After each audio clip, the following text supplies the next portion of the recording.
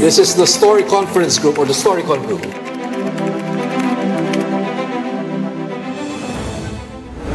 It's 4 p.m. We're bringing you developing news. And the stories behind the headlines. This is Storycon. I'm Patrick Paez. I'm Ed Lingao. Some stories you're watching this Friday weekend, July 26.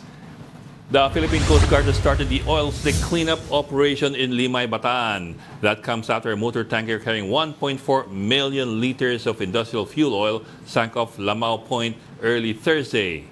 Meantime, Pagasa says the low-pressure area of Mindanao is unlikely to develop into a tropical cyclone within 24 hours. For now, the southwest monsoon or the Habagat continues to trigger rains here in Metro Manila as well as in other parts of Luzon and the Visayas. And Education Secretary Sonny Angara says school opening in some areas hardest hit by Typhoon Karina is postponed. Angara notes that this is to give time for cleanup and rehabilitation of the affected schools.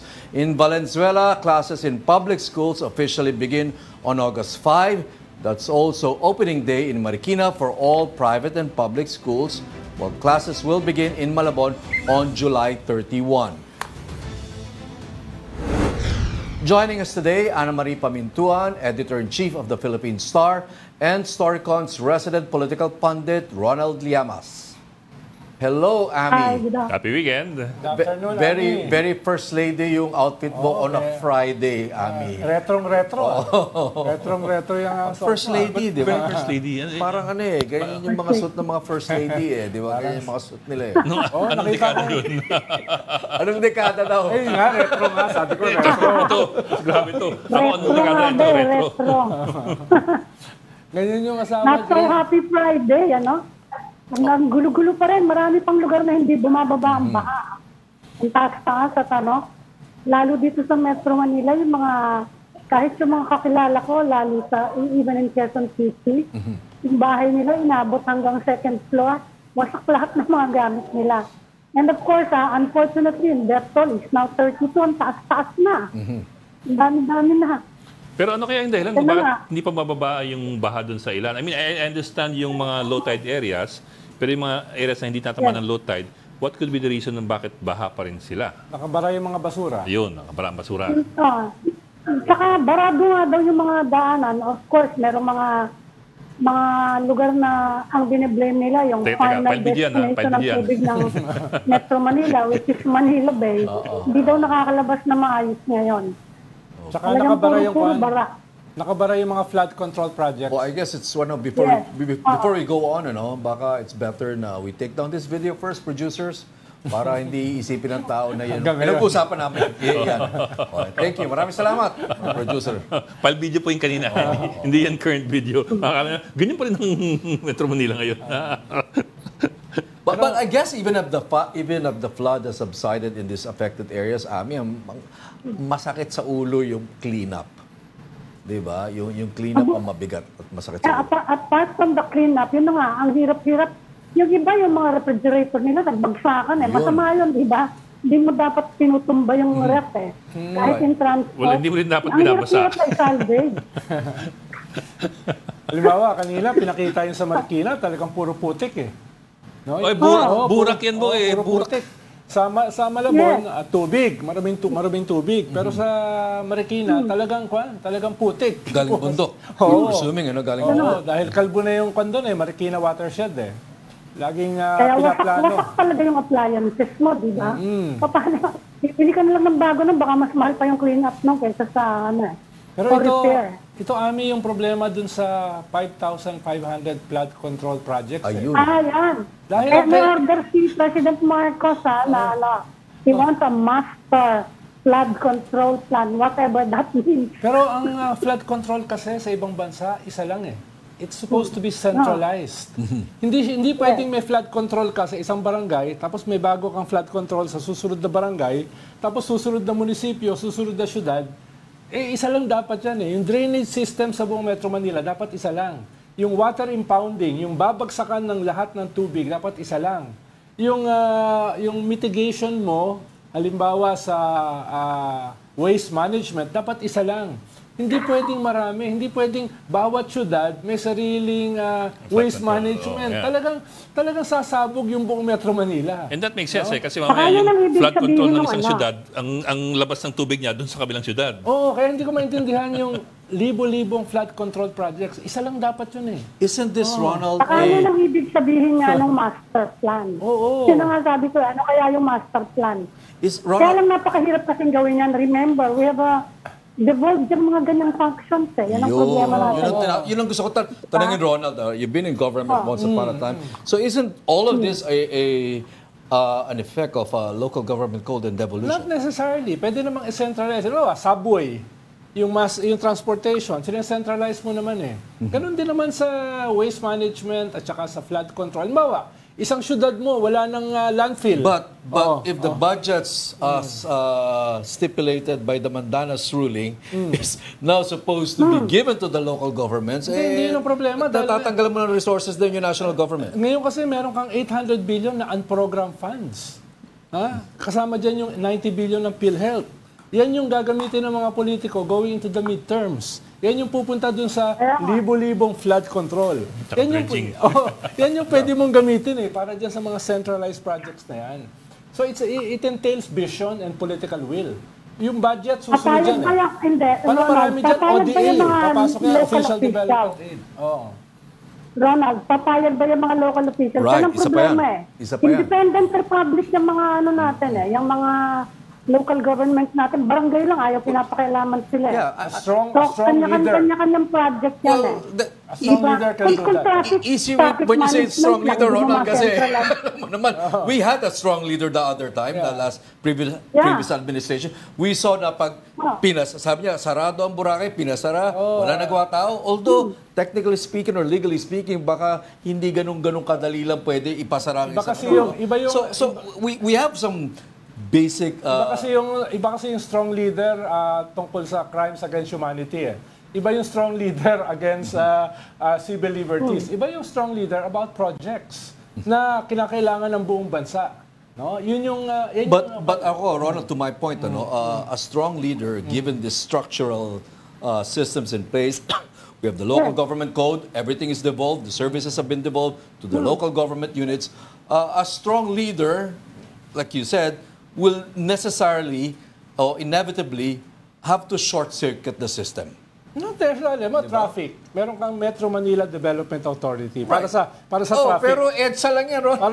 Halimbawa yun, para sa traffic, nakaupo lahat ng mayors doon. Yeah. Kung ano yung mapag-desisyonan doon, kailangan nilang sumunod. Alam mo, in theory, nagagawa nila, pero let's face it, they haven't really solved traffic in Metro Manila because talagang MMDA has been limited to EDSA, as we all know, di ba? Doon mo kailangan ng strong leader na hindi maiwan sa theory. Etong single ticketing system pala, Paano ang hirap ka na. leader, hindi nga elected yung MMDA mo.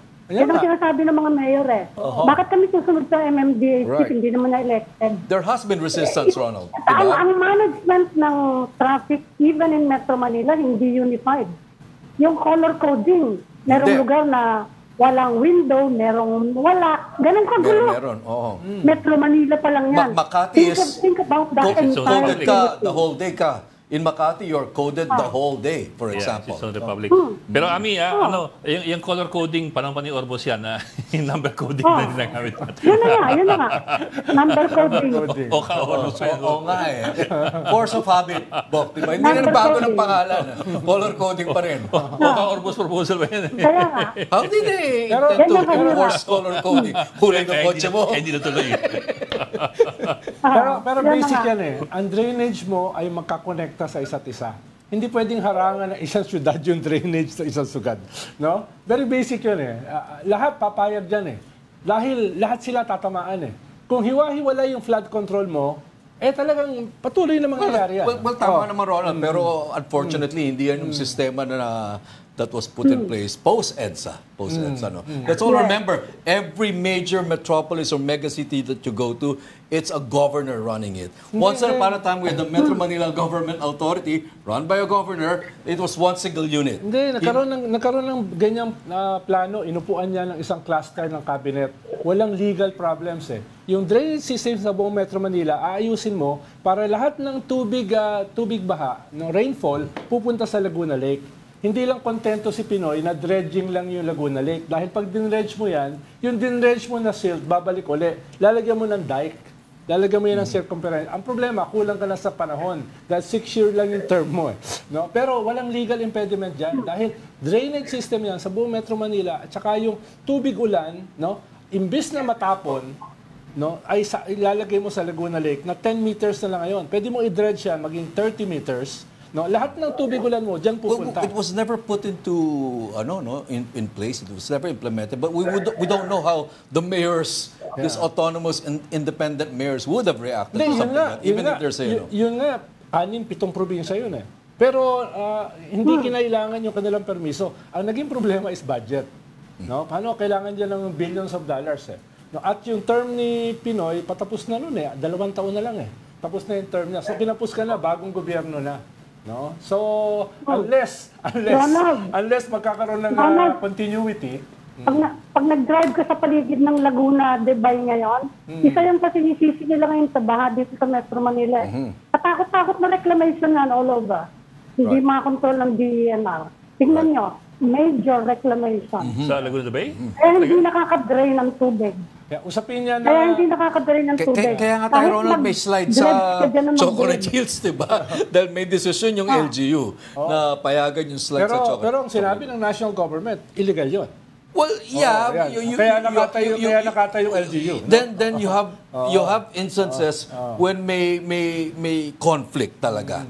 Because there are two interpretations of the law. Remember, during pandemic, there was a national policy regarding masking and other things at saka yung mga protocols. Pero ang Cebu, they were insisting, hindi kami sakop ng anumang decision ng National Task Force on COVID. They had their own job. And they were invoking the local government code. So things like that can be challenged by local government units. Yes, because they also have something to stand on. Pero eventually, ay napilitan silang sumunod. Ibig sabihin, depende rin eh. Parang hindi rin sumunod na si Ronald eh. Depende yan sa, tinreten sila ng sanctions eh. No, kaya eventually sumunod sila sa mass So takutan din, you agree? Oo, siyempre. Kaya kasi nasabi ko, strong government strong Hindi mo kinakailangang isuspend yung writ of habeas corpus. Hindi mo kinakailangang isuspend yung civil liberties. Takutan? Oo, yeah. Parang gano'n naman parang gano'n naman yung nangyari the last administration, di ba? Maraming takutan. Hindi, maraming patay. Alam mo na, On top of that. Talaga nakakatakot, maraming patay. Ayun lang. Makakot ka talaga ng gusto. Ayun lang, nakakakuan lang. Dahil halimbawa, ang Japan, 60 to 70% ng lahat ng rainfall nila ay naiipon nila sa water impounding. So, talagang nami-mitigate ang flooding. Tapos, nakakatipid ka na ng tubig na pwede mong gamitin sa irrigation, pwede mong gamitin as potable water, tapos, pwede mong gamitin as geothermal. So, walang sayang. Wala nang ang destruction, wala pang... So Ronald, there are all these plans, great, everybody, nobody will disagree. Yeah. Pero I think we've had, 30 plus years since Marcos? Yeah. Nothing happened. So, what this thing suggests is, nandyan yung mga plano, magaganda yung mga plano, they all make sense. Baka we have a system that creates too much political gridlock. Yun lang. Baka we have a system that just creates gridlock. Una, nothing gets done. Una, kulang sa plano. Hindi ganun karami nakita ko pang plano this past 38 years. Ronald, kompleto yung mga plano, ha? Ikalawa, kompleto lahat ng plano, ha? Hindi lang talaga napapatupad. Paano ka magkakaroon ng Kompleto yung mga plano. Remember, there was a plan during during the Gloria administration to fix Laguna de Bay para hindi siya binaba. We understand that plan was supposed to be carried out by the Pinoy administration, but he did not carry out that plan. Ang kondon ay corruption ng dredging. Exactly. Dahil yung dredging hindi sapat para pigilan ng flood control dahil babalik yung dinredge mo eh.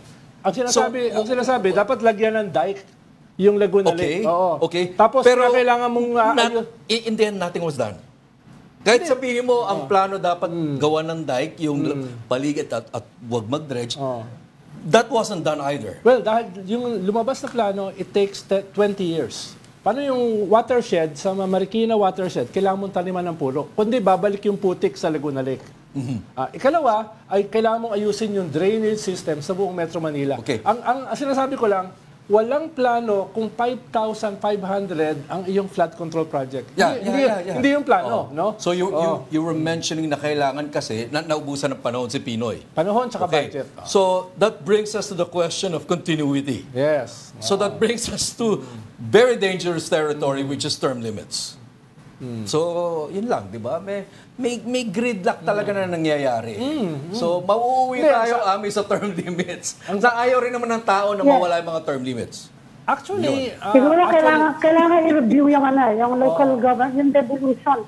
In fact, dyan sa Mandanas ruling, yun ang pinakamalaking argument nila Department of Finance noon Sabi, ang hirap-hirap na nga kami ngayon mag-long-term planning, saka centralized planning. Tatanggalan pa ng Nagkaroon pondo. pa ng ganyan.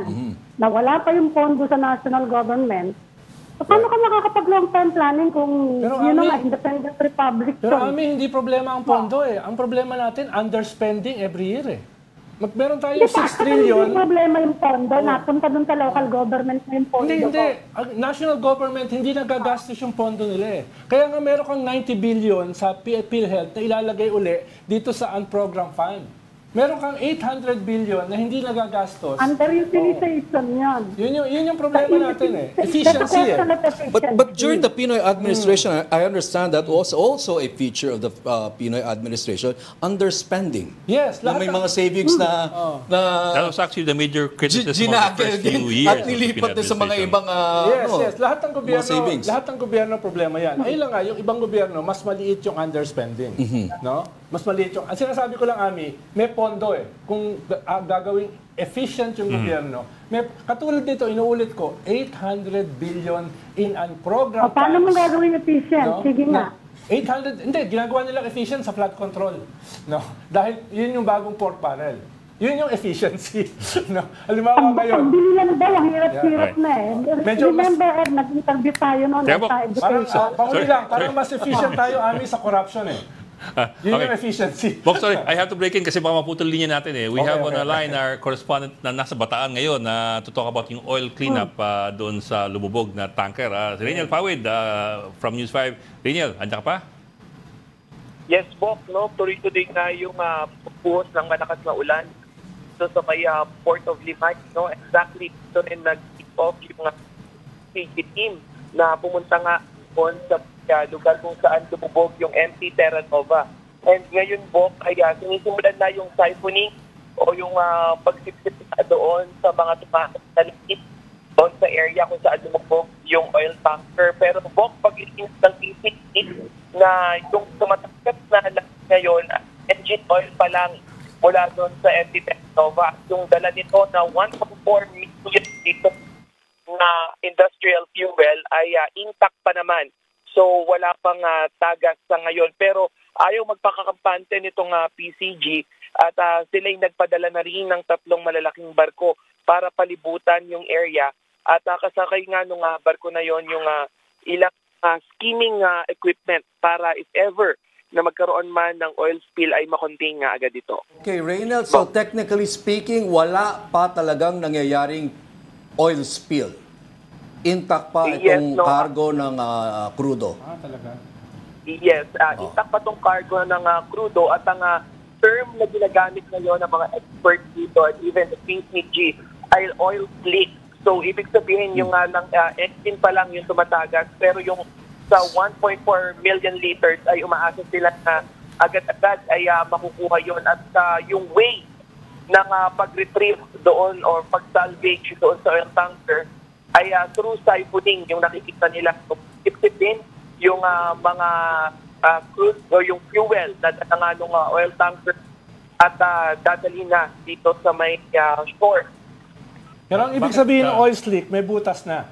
May tagas. Oo, may tagas ata. may lumalabas na. Usually, Ano ba yun? doon naman nagsisimula yun eh. Tapos lalaki yung crack tsaka butas. Kaya yun yung dapat na solusyonan I eh. think ano nila ang sasabi ng Coast Guard so far, Yes, yung pero lumalabas ang pa rin na oil- yung nasa makina. Yeah, engine Hindi pa oil. yung So, cargo. Yeah. hindi pa doon sa Hindi pa yung tapon cargo. mismo. Oo. Pero Reniel, ba't parang napaka-confident nila na madali na magagawa yung siphoning ng 1.4 million? Kasi that's almost twice, hindi naman twice, pero almost twice yung sa Oriental Mindoro na Empress. Oh, yung threat nito, it Yes. will be the biggest in our history kung sakali. Yan din yung una nating natanong kanina, no? So parang nada-downplay yung nangyayari na insidente na to. Pero they've given us a concrete explanation naman na yung pagka-insidente na to ay nangyari mas malapit dito sa shore ng Limay Bataan. So yung retrieval operation at yung salvaging company ay ina-assess din nila na mas madali at hindi magkakaroon ng anumang incident na like mag-crack yung tanker. Kasi mas mababaw daw ay mas madali nga itong masalvage. Oh, baka mahal. Okay, so it matters, Reynel, na malapit siya sa Bataan, sa land, meaning to say it will be easier for them to retrieve itong mga lumubog na langis. Ganun po ba yun? I understand. Yes, no, dahil kino-consider din dito sa salvaging operation yung current ng tubig. So mas mababaw ay mas less impact daw yung mangyayari doon sa tanker. So ngayon ay medyo confident sila na within 7 days, kung masisimulan na 7 ngayon, days. given na gumaganda na rin naman yung panahon, ay sana nga daw within a week. Anong, Within a Renel? week? What happens within a week? Alam na ba nila kung alam na ba kung ang exact cause nung aksidente? Kasi hindi naman gaano kalakas yung hangin saka yung mga alon eh. Na-determine na ba kung ano dahilan kung bakit nag-capsize? Nag-capsize eh. Yes, nakakausap din natin yung shipping line na may hawak mismo dito sa during doon nga sa paglalayag ay sa waters pa lang ng Batangas, no, ay nakaranas na nga ng heavy na wave, matataas na alon at hangin. Siguro dala na rin to nung habagat at nung super bagyong kakitaan. Imbis nga na puloy sa Iloilo, ay sinubukan nila na magdaktan sa pinakamalapit port noon sa Batangas, pero sobra na raw taas ng tubig. So ang last option nila ay bumalik dito sa Port of Limay sa Bataan. Pero yun incident happened at hindi na sila ma-continue tubig. At sinabi nilang term talaga nung 16 crew, yung 16 survivor, ay sinalok nila yung tubig. Renil, yung saan ba sila galing at saan sila papunta? At natanong mo ba kung yung oil tanker na yan ay double-hulled? Paano yung mga moderno kasing oil tanker ngayon, double-hulled eh. So kahit magkaroon ng aksidente, hindi lalabas yung langis. Yes, doon sa unang tanong ay galing sila dito sa Port of Limay at papunta sana sa Iloilo. At doon naman sa structure ng tanker ay sinasabi naman itong PCG na mukhang double-hulled nga ito at kasi nga ay yung impact ng tubig kahit mababaw ito ay malakas na ngayon, pero so far ay nakikita nila na intact. Pero yun nga, gaya nung binila kanina, ayaw nila magpakakam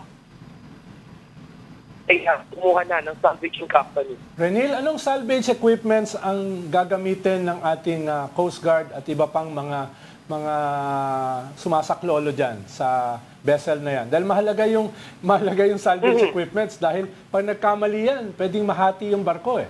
At doon lalabas yung yes.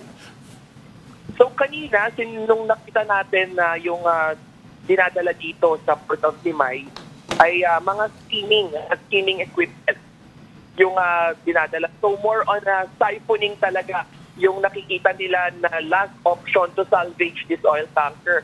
Sabi nga ng PCG na ayaw na nilang galawin yung posisyon ng lumbog na MT Terra Nova para na hindi masyadong magkaroon nga ng impact doon sa oil.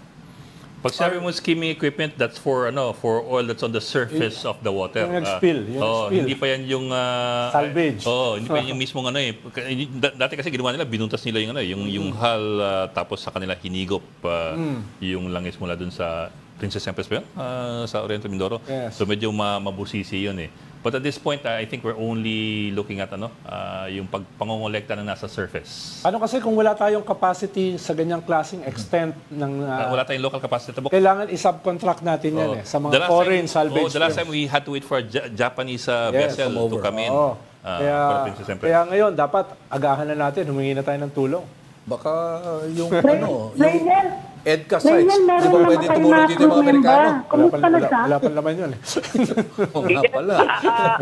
Yung latest natin na info doon sa matay na crew member, ay nakita nga siya of waters of Navotas. Pero yung info na nakuha natin ay nasa isa ng funeral home dyan sa Maynila at ayos na ng family yung lagyan, dadalik na nga doon sa kanilang probinsya. And the PCG opted not to disclose yung lugar ng family since ito rin yung request nga nung kaanak. Pero yung last na nakuha din natin, aside from the casualty, yung 16 na crew member at ligtas na at umuwi na rin sa kanilang probinsya. And i-add ko lang, yung shipping line na tumawag sa atin at nakipag-coordinate kanina, sinabi nila na hindi lang yung environmental catastrophe yung kanilang naalala, maging yung 17 family or relatives na nitong sakay ng MT Terra Nova ay kanilang nakausap sa ngayon.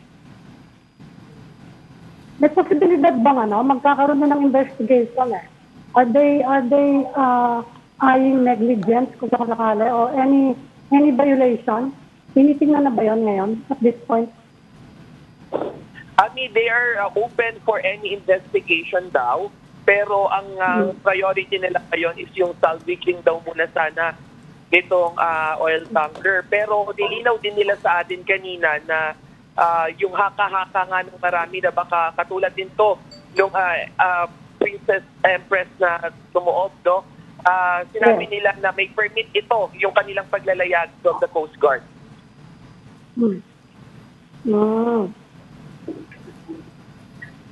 Okay. Kasi lumakad sila at the height of the typhoon pinayagan sila. Pag mga ganito mga aksidente, Raynel. Wala kasing Hindi, yun na nga pinag-uusapan natin, di ba? Wala kasing signals Walang storm signal dito sa atin Kaya siguro pinayagan. Although, ewan ko, monitor ba yung waves noon, yung lakas ng mahina din yung hangin kaya wala tayong storm signal. Pero bak tumuob ang tanda ko tumuob siya. So, bakit tumaob? Kung tumuob, that's because of the waves and that's because of the wind. Kung hangin, bakit gano'n? It's not because of the rain. Diba? Usually, yung ganyang kalalaki hangin ng mga tankers, medyo hindi yan ganun kabilis tumaob. Yes.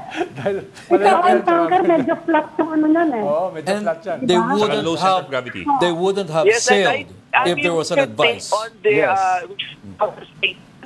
nito shipping line at mismo sila ay inamin nga sa atin na nakaranas na ng malakas na alon at malakas na hangin papunta ito sa Batangas waters. So, doon pa lang sa account na yon ay ma-assess natin na talagang parang na-taken for granted itong super bagyong Karina. So, hindi nila agad na-anticipate na parang off waters dapat na-anticipate na nga raw nila yung malalaking action. So, pero nung tinanong natin yung ilan dito sa Coast Guard ay tikom naman yung kanilang bibig about dun sa nangyari na insidente. Only the national level daw ng kanilang mga official yung magsasalita. Tinanong din natin yan kay spokesperson Admiral Balilo at sinabi niya nga ngayon na mag-focus na lang muna sana sa salvaging operation. Renil, Marina ba yung nagbibigay ng permiso dyan sa mga oil tankers para mag-sail? Hindi naman Coast Guard, di ba? Marina. Parang Coast Guard ata. Yeah. Hindi, yung Coast Guard kasama sa Marina. Okay. Kasama sila ron. Yes, Coast Guard and Marina naman nagbibigay. So may mga level of security and permits silang kinukuha. Pero ang last call dito nung lumayag sila ay hinintay nila yung call din daw ng PCG. So dapat nga Monday, ang nakuha nating information ay Monday dapat sila maglalayag.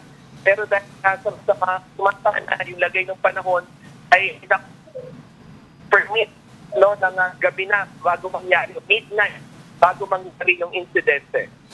Okay, maraming salamat. Reynald Pawid, News 5 correspondent, reporting to us live from there in Bataan, on the sunken oil tanker.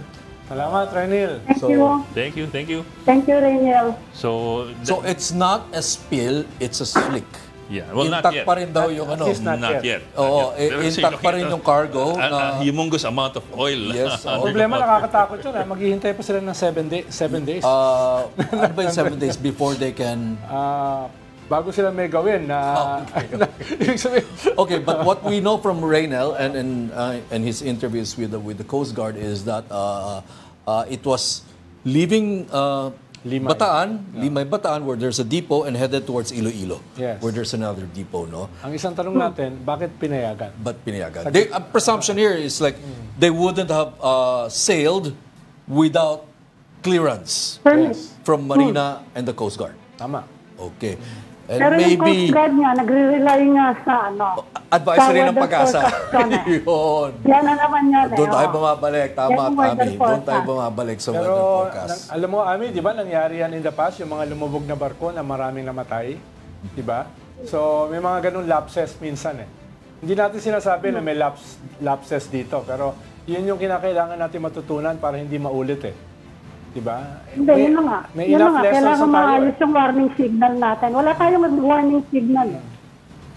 Kaya nga, pati dito sa Metro Manila, sobra-sobrang palamtanyang anong yan eh. Wala tayong signal eh. Yung signal natin nandun sa norte, signal number 2. Tapos In yung warning lang Batanes. natin. In Batanes, right? Wala tayong rainfall Wala. signal. Oo. Wala tayong rainfall signal. Wind, yun eh, wind. Meron eh. tayong Oo. wind signal, no? Oh, yung wala tayo nung meron tayong alert sa rainfall kaya lang sabi ko nga real time binibigay sa Pag-ongoing. atin. By the time. Pag By the ongoing time you're ngayon. already stuck in the flood. Pero alam ko, Diba? meron sa weather forecasting natin, kasama yun eh. Yung amount of rainfall. No? Meron na. Nasa Nasa-forecast Doppler radar, nire-record. Kaya lang, dapat siguro yung i-attach nila dun sa wind signal naman. Pagsamahin para at least medyo nag-guide tayo, di ba? Pero Total, alam naman ng mga tao kung anong... Yeah, kung but anong if I recall correctly, kasi heavy the rainfall. problem with the forecast for the rainfall is that it's generically worded.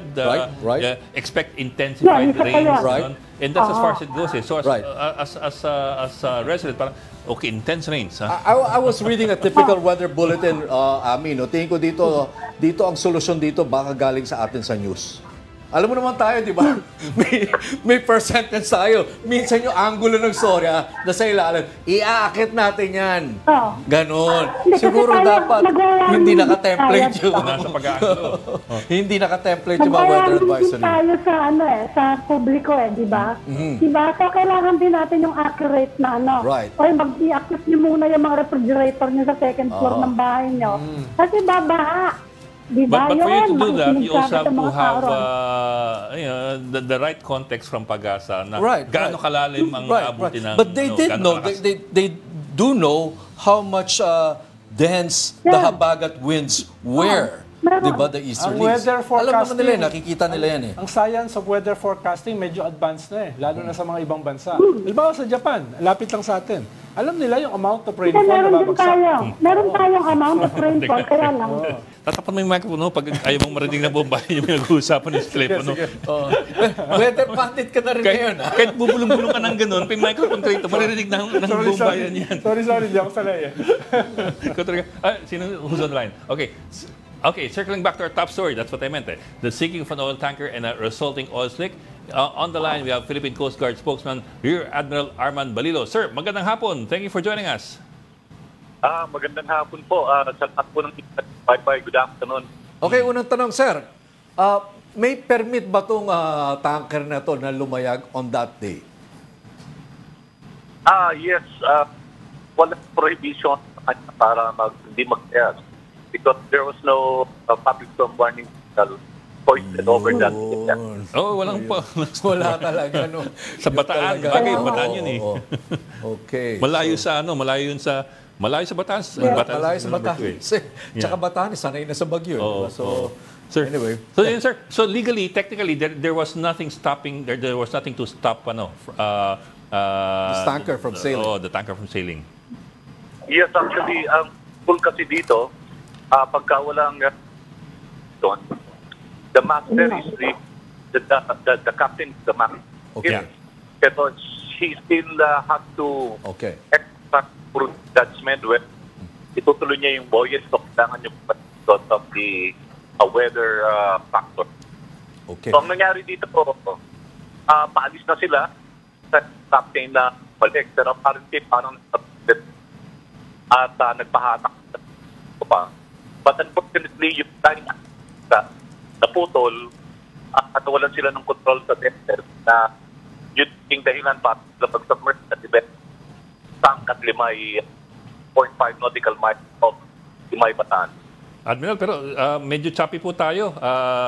Hindi lang yung tubig yung choppy, pati yung signal eh. Sir, can we call back again, I suppose? Kasi right. So it's it's very very understandable, sir. Sayang interview kung ano, sayang po yung sasabi niyo kung hindi po naintindihan ng lahat. We'll call back po immediately. We'll just try to reset the comms. Sir, so please, Okay. yes sir. Okay, So okay. please take the call na, sir.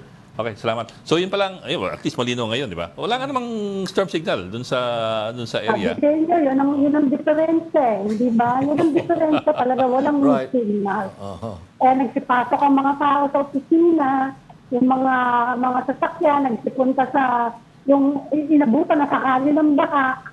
Ayan. Na-stranded. Walang signal. Etong tanker lumayag, di ba? Parang ganun kasi wala signal. Yeah. Oh. Pero in the Pag-asa Weather Bulletin, I understand that the operative word was that Karina would enhance the habagat.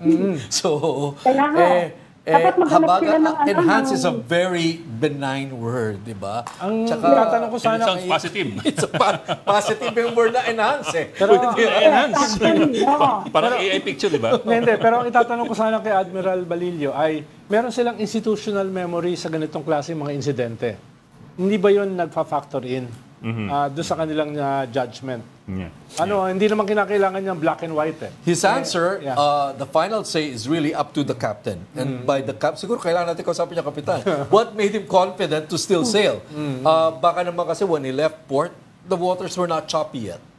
Di ba? We don't know. That's something, kumbaga may call din yung captain eh. And moving forward, kung nakita natin lumulubog ang mga barko kahit walang storm signal, baka there's something that has to be done. Yun nga, yun ang sinasabi ko, moving institutional forward, memory. diba? Whether it's revising the system, revising the processes, or the decision making. Unless, Bok, they were caught by surprise. Like everyone else here in Metro Manila was caught by surprise. A lot of people still went to work that day and found themselves stuck in flood. So this could be the same situation. It also makes you wonder kasi yun nga waves are usually caused by strong winds. So kung walang signal number, bakit may strong winds? Well, walang signal number from Karina, but Karina was Mahina yung enhancing habagat. Was pulling habagat. Yeah, Oh, but there. I mean, di ba, pag malakas ang hangin, di ba, Mahina yung wind. mahina ba? Ano ba? Mahina ang wind ni Karina. Mahina ang wind ni Karina. They were measuring Karina, Bok. They were measuring Karina. Sabi, super typhoon siya nung lumabas na siya ng Pilipinas. So yun nga, baka Kasi mamaya, Karina mismo mahina. baka mamaya Siguro we nag-isip also to put ng signal. ibang salita sila. Sa apart from bagat. Whatever whatever the weather system is, whether it's habagat or a storm or a cyclone or a typhoon, if the winds are significant, then maybe we should put a signal to it. Right. I don't know. I'm just moving forward. Signal number 3 si habagat. Parang gano'n. Kasi Pero dito na, yung mga negosyante yan, you own the shipping company, magpapaalam ka sa Coast Guard, walang storm signal, kapag yan hindi pinayagan ng Coast Guard, baka magreklamo yan. Kaya hindi pwede yung manghuhula na lang kayo na, tignan nyo na lang nga yung langit at sa hangin, sa kuramdaman madilim, nyo na. Pwede yan eh. Kasi baka bigla kang ireklamo rin, yung Coast Guard, isipin nila mademanda yun. ka pa. Hindi lang yan, Bok. Baka tumaas ang presyo sa Iloilo pag di nakarating yung shipment ng crudo, di ba? Yung May mga ganyan. nag-iisip doon, baka Pero- sabihin you are disrupting our Pero okay na business. magreklamo kaysa maubos yung mga tao eh. Yun. No?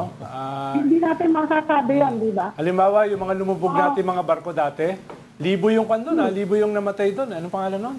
Yung mga lumubog Doña mga barko. Paz. Doña Doña Paz. Paz. Diba? Yung mga Yung ganun MV ba? Vector. 6,000 Okay na, dead. okay na pagalitan ka. Yung lasing yung mga nag-ano noon, yung isang barko, nagsusugal sila noon at naglalasingan. Yung bang empty vector. Hindi rin, yung vector yun. I think yun ang ano nun. Hindi naman dahil sa bad weather yun, di ba? Right. Hindi, pero overloaded eh. Ami. Yung Doña Paz. Nagpapanggaan sila. Gusto-gustong hinihimay nila yan eh. Hindi raw siya overloaded, overcrowded. Hindi to oil spill. Oil slick. Napagalitan ako dati doon.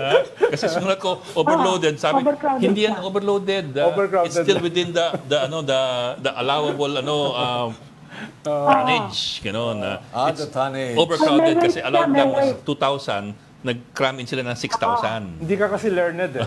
Yan na tayo. Hindi kasi overload yung weight, di ba? Yung weight eh. Oh, yung So, weight, the tonnage, the allowed tonnage. overcrowded yung tao. Oh. But of course, Tama naman siya, Bok.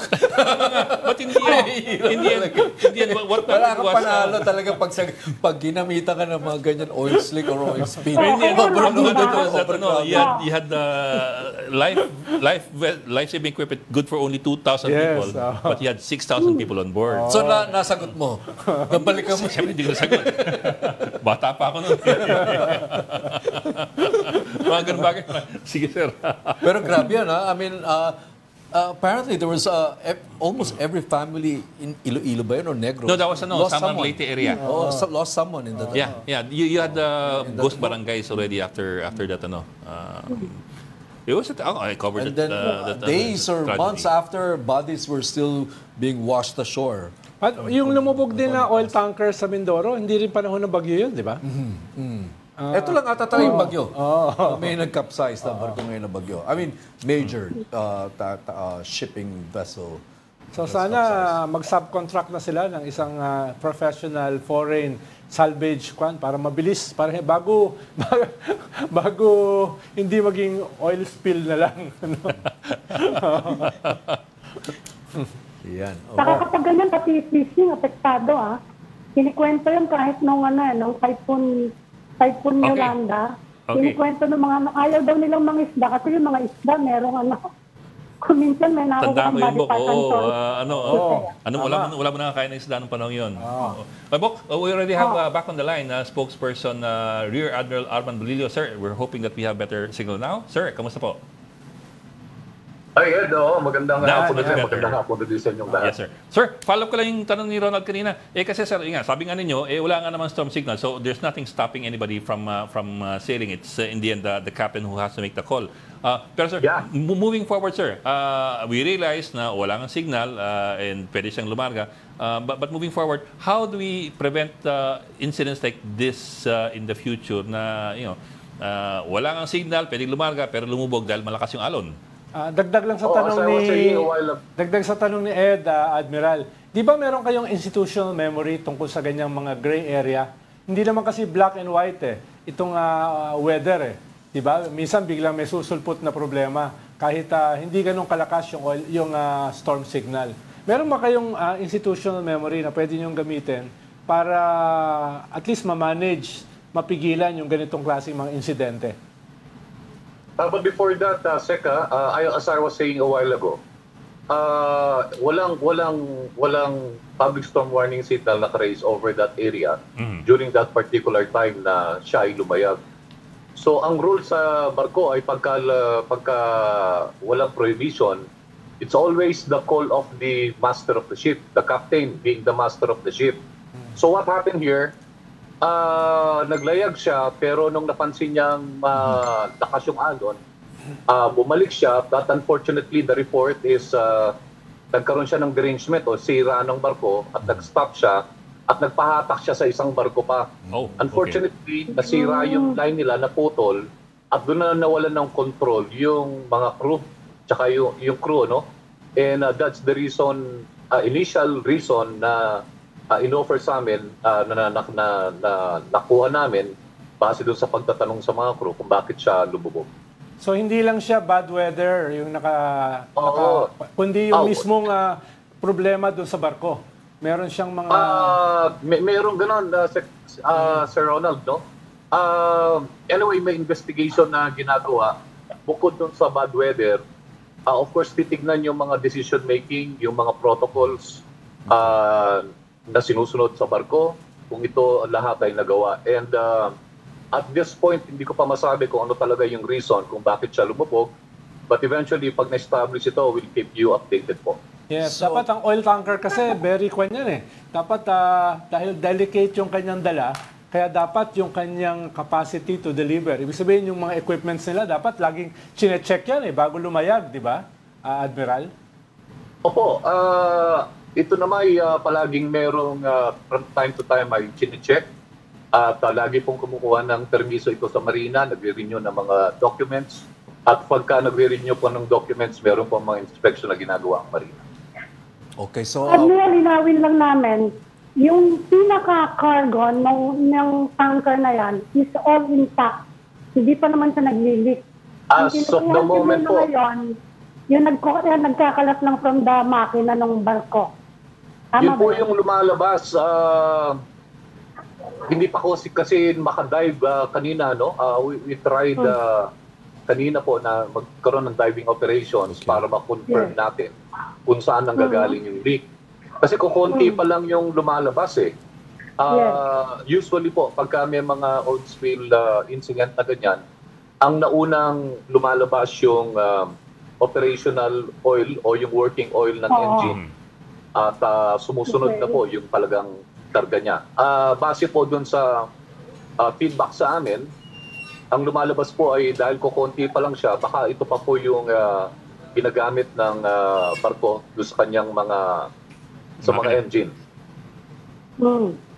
Saka ng balak ninyo dyan, hindi ba mas madali kung napakahirap ba kung intact naman yung cargo niya, napakahirap ba kung isa-salvage na lang yung buong barko?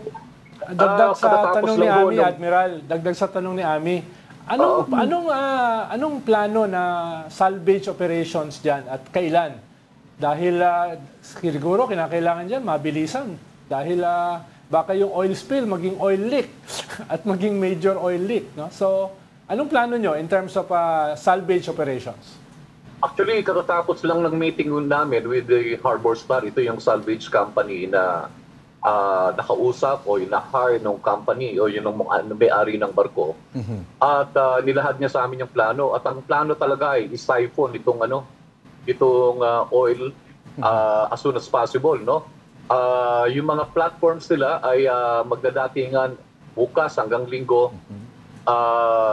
Yung mga preventive measures na kailangan ay ginagawa na po, tinutulungan sila ng Coast Guard.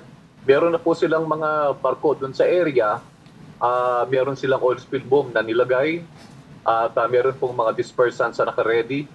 At yun po ang ginagawa namin sa ngayon ay minomonitor natin at tinutulungan natin sila. But once na dumating po ng Sunday, lahat ng mga kailangan nilang gamit, they will start right away.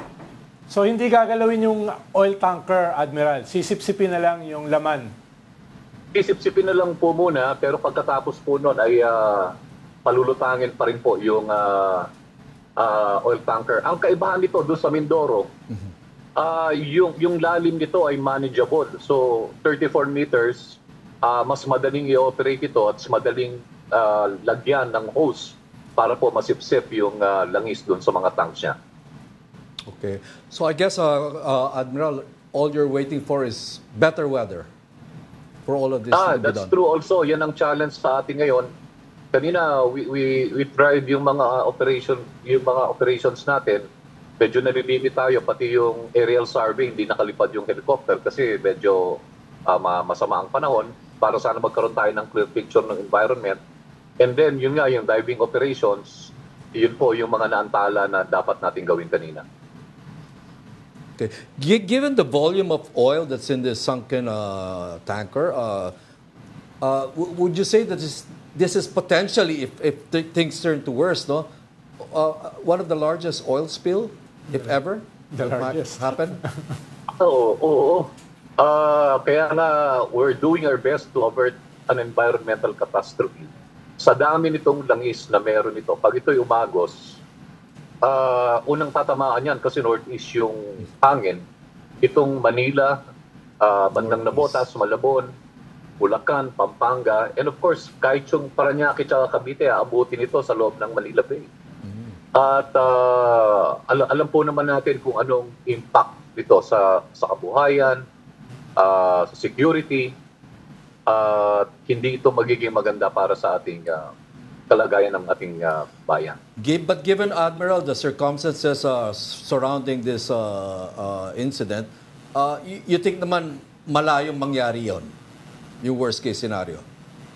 Alam mo, we're trying our best, no, na ma-avoid natin yung ganong senaryo. Pero hindi tayo, kasi ngayon, wala pang leak na galing sa tangke, yun ang pinagpapalagay namin. Kasi nakausap din namin yung mga crew tungkol dyan at sinasabi nila na na-secure nilang mabuti yung mga hatch. Okay. At hindi posible na mag-leak. Okay. Pero we're preparing for the worst scenario para nang sa gano'n na hindi naman tayo masurpresa kung sakaling tatagdas ito. Okay, thank you for joining the Storycon. Philippine Coast Guard spokesman, Rear Admiral Arman Balilo. Salamat, Admiral. Thank you, Admiral. Thank you po. Thank you. Siguro, ang game changer dyan, yung Dolomite Beach. Bakit naman? Aabuto ng Parañaque. Medyo malawak if ever yung magiging pinsan. When you're talking about Metro Manila, Parañaque, Manila, Bataan. Dami isda dyan. Yari tayo dyan. Marami rin tao. Marami rin. This is a population center. Pero yung Dolomite talaga. Pati yung Dolomite Beach. Meron pa ba nun, Ami, yung Dolomite? Parang hindi na masyado pinapansin ng tao eh. Parang hindi na masyado pinapansin ng tao, Ami. Tsaka dati, kada ulan, kailangan silang mag-clean up. Oo nga. At White sand pa ba rin ba yun? Kailangan mag-replanting ng Dolomite.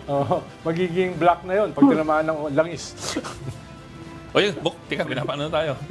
Pinapa-weekend na tayo. Huwag lang kayo masyadong masipag at kailangan kayo mag-weekend. Okay, maraming salamat.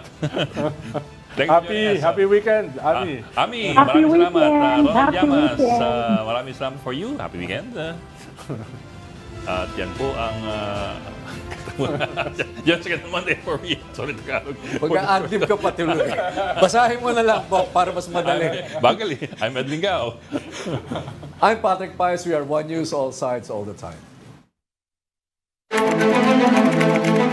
This is the Story Conference Group or the Storycon Group.